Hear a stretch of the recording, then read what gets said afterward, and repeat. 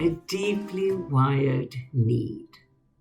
All work and no play makes Jack a dull boy. This centuries old proverb reminds us that constantly working without taking breaks or engaging in fun activities can lead to a boring, often stressful, a lack of fulfillment, and overall unhappiness. We all need time to unwind from our tight schedules and hectic lives to stay healthy and interesting. Although we know that play is an important part of childhood, we often do not realize the profound benefits to adults as well. Just by observing children at play and listening to their self-talk and conversations, you can easily be transported into their imaginative and refreshing world. Unlike children, adults need to plan time for play, as our responsibilities, maybe even guilt, easily win, hands down. Psychologists distinguish between states of play, in other words, the act of playing, and playfulness as a personality trait, characterized by curiosity, spontaneity, humor, and staying young at heart. When someone starts playing, whether it's a game, improvising, being silly, imagining, creative activities, exploring, several major brain systems get activated in a highly coordinated way. Play is not trivial. It is a powerful whole brain state. Adult play reactivates the exploratory circuits that often go dormant under chronic stress, and the following happens in the brain. The dopamine system switches on, the hormone that gives motivation, curiosity, and spark. This is why play feels energizing and absorbing.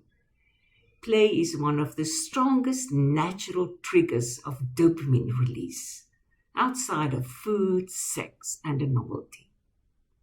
Oxytocin secretion increases in social or shared play. Feelings of bonding, trust, and safety surface. Oxytocin also suppresses amygdala activity, which reduces fear and self-consciousness. Endorphins increase. In other words, feelings of this feels good and pleasure, while pain reduction is experienced. The serotonin level also rises gently, and feelings of well-being, satisfaction, calmness, and joy is active in the brain. And adrenaline, the get ready now chemical, shows a mild to moderate increase, but without triggering stress. Adults experience excitement and energy during games, competition, or thrilling activities. And cortisol, the stress hormone, decreases with play, especially with spontaneous, playful behavior and laughter. Playfulness, on the other hand, is an internal, underlying tendency in a person, a characteristic that influences his behavior. Playful people will approach life more creatively, think more flexible, and turn mundane tasks into enjoyable activities. They also find it easier to adapt and are more resilient. Bobby Baker, a British performance artist, is a good example of someone exploiting playfulness in an interactive, unique performances.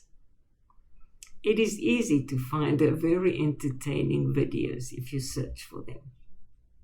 Gabor Mate, one of the most influential contemporary voices of the connection between trauma, stress, childhood development, and adult health, says at the age of 80 that if he could have his life over again, he would play more and be more joyful. a productivity culture suppresses play and harms our emotional well-being. He emphasizes that playfulness and joy are not luxuries for adults, but they're essential for psychological health, emotional resilience, and even physical well-being. In an interview, he said, "I wish I hadn't worked so hard." When you're driven to work too hard, you actually ignore what matters. People sacrifice their playfulness, their joyfulness, to justify their existence. What is the role of play and joy in adult life, according to Kapor Mate? It's a biological need for adults to regulate stress, prevent burnout, and support brain health. Playfulness restores vitality and meaning, and joy and play reconnect adults with their authentic self when they reclaim what was subdued. Happiness isn't about external achievement. It's about an internal capacity to be fully present in the moment. Mate provides some strategies to restore playfulness and joy in adult life. Firstly, recognize play as essential, a deeply wired need. Begin by reframing your mindset. Give yourself permission to play without productivity goals. Secondly, relearn what play is. Reflect on what you found playful as a child. For instance, imaginative stories or role play or daydreaming, and re-engage with those forms. Try activities that encourage spontaneity and creativity, like dancing or sports. Thirdly, create safe relational spaces for play. Plan play dates with friends, with family, with a partner to connect and build relationships. Board games that allow interaction can be played and share experiences. Fourthly, build play into your routine. Schedule playtime of 10 to 15 minutes daily. Fifth one is practice mindfulness in play. Be present and enjoy the moment. Over time, you will become more creative. And lastly, what about the barriers? Identify what stops you from playing. Is it shame? Fear of looking silly? Time constraints? If trauma is deeply blocking your ability to play, get therapy. In conclusion, for adults, play is not a luxury. It is a biological and emotional necessity that keeps the mind flexible, the emotions balanced, and the spirit alive. George Bernard Shaw said, "We don't stop playing because we grow old.